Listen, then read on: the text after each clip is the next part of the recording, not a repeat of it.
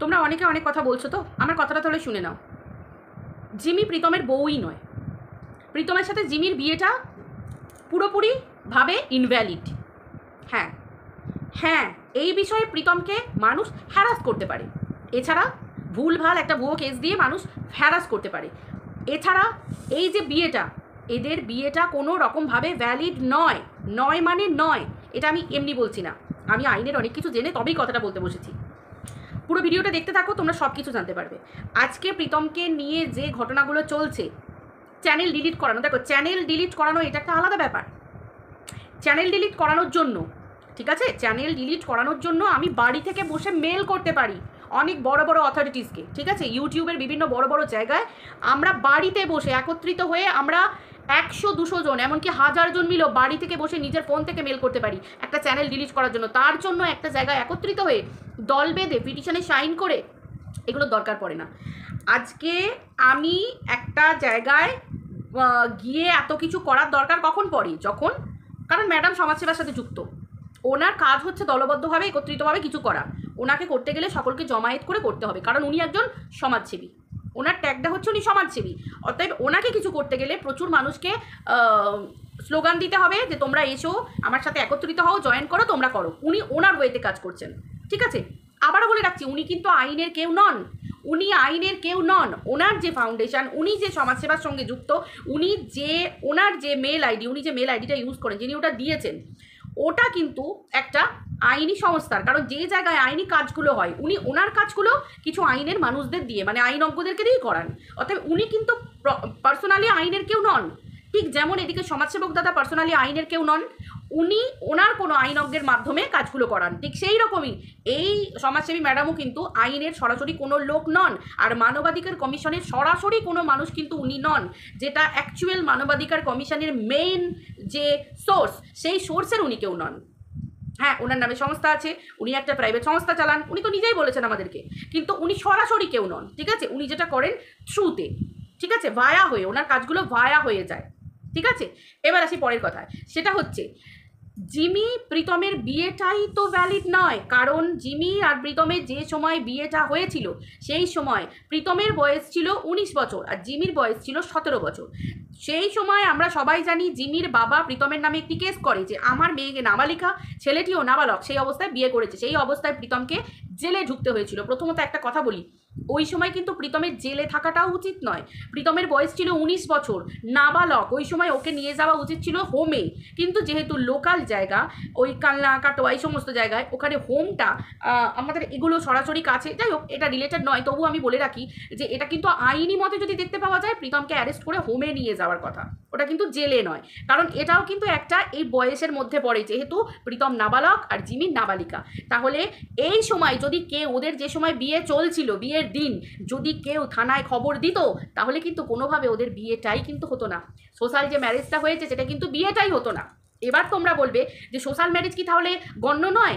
না, social marriage গণ্য, যদি সেটা ঠিক বয়সে, ছেলের বয়স 21 বছর, মেয়ের বয়স 18 বছর পূর্ণ হবার পর যদি বিয়ে হয়, তাহলে সোশ্যাল ম্যারেজ উইদাউট রেজিস্ট্রি, মানে রেজিস্ট্রি ছাড়াও কিন্তু গণ্য, রেজিস্ট্রি ছাড়াও কিন্তু গণ্য। এইটুকু কথা তোমরা মাথায় রাখবে। অনেক মানুষ আছে যারা সোশ্যাল মিডিয়ায় চ্যানেল খুলে বসে কন্ট্রোভার্সি করতে গিয়ে ভুল ভাল ইনফরমেশন ছড়াচ্ছে, মানুষকে নিয়ে দিনের পর দিন নোংরা খেলায় মেতেছে। জোর যার মুলুক তার, কিন্তু আইন নিয়ে জোর যার খেলা যায় না। প্রীতম যদি কোনো জায়গায় অ্যাপ্লাই করে, কোনো জায়গায় লোকাল থানা, যদি প্রীতম কালকে বললো লোকাল থানা বোধহয় ওর কোনো জিডি বা ওর কোনো কমপ্লেন নিচ্ছে না, নো প্রবলেম, কোনো প্রবলেম নেই। শুধু লোকাল থানা নয়, বিভিন্ন জায়গাতেও আরও অনেক জায়গা আছে, ও বাইরে কোথাও এসে কমপ্লেন করুক, ওর অধিকার আছে সেই কমপ্লেন করার, ওর অধিকার আছে, ও একজন দেশের নাগরিক। ওর দ্বারায় একটা ভুল হয়ে গেছিল, ওর তখন 19 বছর বয়স ছিল, মেয়েটি 17 বছর বয়স। আজকে এই যে বিপদের সম্মুখীন হতে হচ্ছে, কারণ এই বয়সটা এটা ইম্যাচিওর, ওদের মধ্যে ম্যাচিওরিটি আসেনি, এবং ওরা নাবালক আর নাবালিকা এই অবস্থায় বিয়ে হয়েছিল, ওর বাড়ি থেকেও বিয়েটা দেওয়া হয়েছিল। তো সেই ক্ষেত্রে এই বিয়েটাই তো গণ্য নয়, এই বিয়েটাই আইনি মতে, আইনি যদি এটা আইনের জায়গায় যায়, এই এত হ্যারাসের পরে আইন এরকম একটা গোটা জিরো লিখে দেবে, জিরো লিখে দেবে যে এদের বিয়েটাই তো নয়, ঠিক আছে।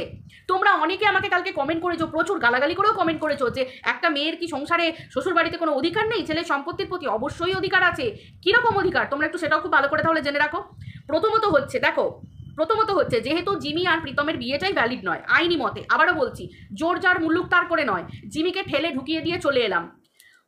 এখন প্রীতমের বাড়িতে জিমি আছে, কিন্তু প্রীতম যদি আইনিভাবে কোনো পথে এগোয় তাহলে কিন্তু জিমির ওই বাড়িতে ঠাঁই নেই, কারণ ওর বিয়েটা ভ্যালিড নয়। যদি জিমি আর প্রীতমের বয়সটা 21 বছর আর 19 বছর হয়ে যেত বিয়েটা, তাহলে কিন্তু সেই অনুপাতেও সেই ক্ষেত্রেও প্রীতমের বাবার নামে যদি বাড়ি থেকেও থাকে, যদি প্রীতমের বাবার নামে বাড়ি থেকে থাকে, প্রীতমের নামে কোনো সম্পত্তি বাড়ি না হয়ে থাকে, তাহলেও কিন্তু জিমি সেই সম্পত্তির কোনো অধিকার পেত না, শুধুমাত্র একটা আশ্রিতা হয়ে থাকতে পারতো। এটা শুধুমাত্র জিমি বলে নয়, আমাদের প্রত্যেকটা মেয়ের ক্ষেত্রে তাই। ধরো আমার শ্বশুরের নামে সম্পত্তি আছে, আমার বরের নামে কোনো সম্পত্তি নেই, অবশ্যই ব্লাড কানেকশানে আমার শ্বশুরের সম্পত্তি আমার বরের নামে থাকবে। কখন? কিন্তু সেটা সরাসরি আমার কিন্তু যতক্ষণ না আমার শ্বশুরের সম্পত্তি আমার বরের নামে আসছে ততক্ষণ পর্যন্ত সেই সম্পত্তিতে অধিকার কিন্তু আমার নেই। কেন নেই? না সেই সম্পত্তিটা আমার বরেরও নয়, সেই ক্ষেত্রে আমার যদি সন্তান, যেমন আমার ছেলে চিকু, সেই সম্পত্তিটা কিন্তু আমার ছেলে চিকু হতে পারে। ঠিক সেই রকমভাবে যেহেতু ওদের বিয়েটাই ভ্যালিড নয়, সেহেতু জিমির প্রীতমের সম্পত্তির প্রতি কোনো অধিকার কিন্তু হিসেব মতো জিমির নেই। জিমির যদি কোনো সন্তান থাকতো তাহলে কিন্তু সেই সন্তানের, জিমি আর প্রীতমের যদি কোনো সন্তান থাকতো তাহলে কিন্তু সেই সম্পত্তির অধিকার জিমির সন্তানের থাকতো অবশ্যই। এবং ওদের রেজিস্ট্রি যদি নাও হয়ে থাকে, এখন হয়তো 21 বছর বয়স, এখন হয়তো মেয়েটির 19 বছর বয়স, সেই ক্ষেত্রে যদি ওদের কোনো সন্তান থাকতো, সন্তানের সমস্ত মানে ওই যে বংশ পরম্পরায় নাতি, তার অধিকার কিন্তু প্রীতমের বাবার সম্পত্তির প্রতি সম্পূর্ণরূপে থাকতো। এমনকি জিমি আর প্রীতমের রেজিস্ট্রি না হলেও বা বয়স অনুযায়ী ইনভ্যালিড না হলেও, যদিও এটা বিয়েটা ইনভ্যালিড অবশ্যই, তো সেই ক্ষেত্রেও একটা সরকারি সিলমোহর লেগে যেত। কেন না, বার্থ সার্টিফিকেট যেটা হসপিটাল থেকে দেওয়া হয়, সেই সরকারি বার্থ সার্টিফিকেটে পিতা আর মাতার নাম হচ্ছে প্রীতম আর জিমি, তাহলে একটা সরকারি সিলমোহর ওদের লেগে গেল যে এই সন্তানটার বাবা মা হচ্ছে প্রীতম জিমি। অতএব এই যে সরকারি ট্যাগটা সন্তানও লাগিয়ে দিতে পারতো, কিন্তু জিমি আর প্রীতমের কোনো সন্তানও নেই, তো সেই ক্ষেত্রে জিমির কিন্তু এই মুহূর্তে ওই বাড়িতে কোনো অস্তিত্বই নেই। প্রীতম যদি সঠিক ওয়েতে সঠিক পথে গিয়ে নিজের বিচার চাইতে পারে। এটা কন্ট্রোভার্সির জায়গা, নোংরামি করার জায়গা নয়। কিছু ইনফরমেশান দেবো মানুষকে যেগুলো ঠিক ইনফরমেশান, এমন কিছু ভুল ইনফরমেশান দেবো না যেটার জন্য মানুষকে হ্যারাস করা, মানুষকে মেন্টালি হ্যারাস করা, মানুষকে পাগল করে তোলা, দিনের পর দিন নোংরামি করে যাওয়া, সমালোচনা করতে এসে, এগুলো ভুল জিনিস। এগুলো জানার ব্যাপার আছে। গালাগালি দিয়েও কিছু হয় না, জোর করেও কিছু হয় না। একটা মেয়ে একটা শ্বশুর বাড়িতে যদি তার স্বামীর নামে সম্পত্তি নাও থেকে থাকে, যদি তার বাবার নামে থেকে থাকে, তাহলেও একটা মেয়ে কেবলমাত্র আশ্রিতা হিসেবে থাকতে পারে। আশ্রিতা, বুঝতে পেরেছো? সম্পত্তিতে কোনো অধিকার থাকবে না আশ্রিতা হিসেবে। এবার প্রীতমের বাবা যদি প্রীতমের নামে সম্পত্তি কনভার্ট করে দেয় পুরো সম্পত্তি, তাহলে জিমির সম্পূর্ণ অধিকার আছে সেই সম্পত্তির প্রতি, যেটা টিনু আর টানদীপের ক্ষেত্রে গ্রাহ্য। যেমন আইন অনুযায়ী এসব গায়ের জোরে কিছু হয় না, আমি দেবো না, আমি নিয়ে বসে থাকবো আঁকড়ে ধরে, না, আইনি মতে প্রসেসে গেলে আইন তোমাকে এই বিচারটাই পাইয়ে দেবে। কারণ আমাদের ভারতীয় ম্যারেজ অ্যাক্টে এই জিনিসটাই আছে যে টানদীপের বাবা সমস্ত সম্পত্তি টানদীপের নামে ট্রান্সফার করেছে, টিনুর 100% অধিকার আছে টানদীপের সম্পত্তির প্রতি। বুঝতে পারলাম? সম্পত্তির প্রতি 100%, টিনু যদি চায় 100% সম্পত্তির প্রতি অধিকার ফলাতে পারে, বাড়ি গাড়ি টাকা পয়সা সমস্ত কিছুর প্রতি। কারুর কোনো ক্ষমতা নেই এই জায়গাতে দাঁত ফোটানোর। টিনু কটা পরকিয়া করলো, টিনু কার সাথে ল্যাটা মাছ কি ঝোল মাছ বোল মাছ, কিচ্ছু না। এটা হচ্ছে একটা আমাদের ভারতীয় ম্যারেজ অ্যাক্টের মধ্যে পড়ছে, এগুলো হচ্ছে মানে এই সিভিলের মধ্যে পড়ছে, সিভিল কেসের মধ্যে পড়ছে এই ব্যাপারগুলো। এগুলো তো ক্রিমিনাল অ্যাক্ট না, এগুলো সিভিল অ্যাক্টের মধ্যে পড়ছে। তো অতএব আশা করি তোমাদেরকে বোঝাতে পারলাম খুব পরিষ্কার করে। এগুলো হচ্ছে গায়ের জোরে বা চ্যানেল ডিলিট, এগুলো তো আলাদা ব্যাপার। কেউ যদি প্রীতমের চ্যানেল ডিলিট করে, প্রীতম যদি নোংরামো করে থাকে, আমরা বাড়িতে বসে কিছু চ্যানেলের ক্ষেত্রে মেল পাঠিয়ে দিতে পারি ইউটিউবে যে এই নোংরামি হচ্ছে, আমরা বাড়িতে বসে 1000 জনকে একত্রিত করে আমরা বাড়ি থেকে মেল করে দিতে পারি। এর জন্য প্রপারলি কোনো পিটিশনও সাইন করতে হবে না, কিছু করতে হবে না, ইন্ডিভিজুয়ালি আমরা বাড়ি থেকে বসে মেল পাঠাতে পারি। এক ধাপ কেউ এগোলে আমরা নেক্সট ধাপ এগোবো, এটা তো খুব সিম্পল ব্যাপার। কারণ সমাজ থেকে ময়লা পরিষ্কার করাটা হচ্ছে খুব উচিত। আমার কাছে কথা, প্রীতম তো এই নোংরামিটা একা করেনি। প্রীতম যদি গালাগাল দিয়ে থাকে, জিমিও চূড়ান্ত গালাগাল দিয়েছে, জিমির চ্যানেলও ডিঅ্যাক্টিভেট হবে, জিমির চ্যানেলও ডিলিট হবে, এমনকি জিমির মায়ের চ্যানেল, বাবার চ্যানেল, প্রত্যেকের চ্যানেল ডিলিট হবে, যে বা যারা নোংরামি করছে এখানে বসে। এবং সেটা কেবলমাত্র কোথাও গিয়ে কারুর সামনে দাঁড়িয়ে জমায়েত করে এই জিনিস করার দরকার হয় না। এই জিনিসগুলো একত্রিত ভাব যদি থাকে, বাড়িতে বসেও তুমি কাজ করতে পারো, এখান থেকেও তুমি একটা মেল ঠুকতে পারো, এখান থেকেও তুমি কমপ্লেন করতে পারো। কারণ অনলাইন কমপ্লেন বলেও একটা কথা থাকে, সেই কপিটাও আমরা হার্ড কপি তোমাদেরকে এরকমভাবে দেখিয়ে দিতে পারি। ঠিক আছে? সেই কপি আমরা তোমাদেরকে দেখিয়ে দিতে পারি। অতএব একটা মানুষ এক ধাপে গেলে তারপর আর একটা মানুষকে এগোতে হয়। কথায় কথায় কথায় কথায় তরবর তরবর তরবর তরবর কখনো করতে নেই। জোর জবরদস্তি করে কিচ্ছু হয় না, কিচ্ছু হয় না। বরং এটা হতে পারে যে এই ক্ষেত্রে যেহেতু নাবালক নাবালিকার বিয়েটা দেয়া হয়েছিল সমাজের সামনে, সোশ্যাল ম্যারেজের মধ্যে, যে বা যারা ওই জায়গায় উপস্থিত ছিল, মানে মেয়ের মা, মেয়ের বাড়ির লোক, এমনকি বাবার বাড়ির লোক, তারা প্রত্যেকে পুলিশ চাইলে অ্যারেস্ট করতে পারে, কোর্টের অর্ডার নিয়ে অ্যারেস্ট করতে পারে। আজকে কিছু মানুষ যারা জোর করে রিমিকে ঢুকিয়ে দিয়ে এলো, তাদের কাছে কি কোনো কোর্টের অর্ডার আছে? তারা কি কোনো কোর্টের অর্ডার নিয়ে এই কাজটা করেছে? কারণ কোর্টের অর্ডার যদি তাদের নিতে হয়, তাদেরকে অনেক কিছু জমা দিতে হবে। জমা দেওয়ার পরে যখন ওদের বিয়ের কোনো ভ্যালিড জায়গা দেখাতে হবে, তখন তো ওদের বিয়েটাই ভ্যালিড নয়। কত বছর বয়সে বিয়ে করেছিল, কোন সময় বিয়ে করেছিল, সব কিছু অনুযায়ী ওদের বিয়েটাই ভ্যালিড নয়। অতএব তোমাদেরকে বোঝাতে পারলাম, এটা যেটা চলছে জোর যার মুলুক তার, এটা আইন মেনে কোনো কাজ হচ্ছে না। আমাকে যদি কোনো পুলিশ স্টেশনের কিছু মানুষ চেনা জানা থাকে, আমি তাকে বলে দিতে পারি, আমার চেনার খাতিরে, আমার ভদ্রতার খাতিরে, তাদের সঙ্গে ভালো ব্যবহারের খাতিরে ছেলেটা যদি আসে একটুখানি টাইট দিয়ে দেবেন, কিছু জিনিসপত্র জমা নেবেন না, এই জিনিসটা আমিও করতে পারি। যদি আমি সেরকম প্রভাবশালী ব্যক্তি, মানে একটু চেনা জানা, প্রভাবশালী না, আমি একটু চেনা জানা আসা যাওয়া যদি সেই মানুষগুলোর মধ্যে মুখ চেনা হয়ে থাকে, তাই না? মুখ চেনাচানি তো প্রত্যেকটা জায়গায় হয়ে থাকে। কেউ আমার একটা কাজ করে দিল, দাদা এটা একটু করে দেবেন প্লিজ, ওকে দিদি, ওকে ওকে, আপনি ভালো মানুষ, আপনার আমি কাজ করে দেবো। এটা চেনা জানা ওঠা বসা যে ব্যাপারটা আছে, এই ব্যাপারটা যদি মানুষের মধ্যে হয়ে থাকে, অতএব তোমরা ভয় পেও না।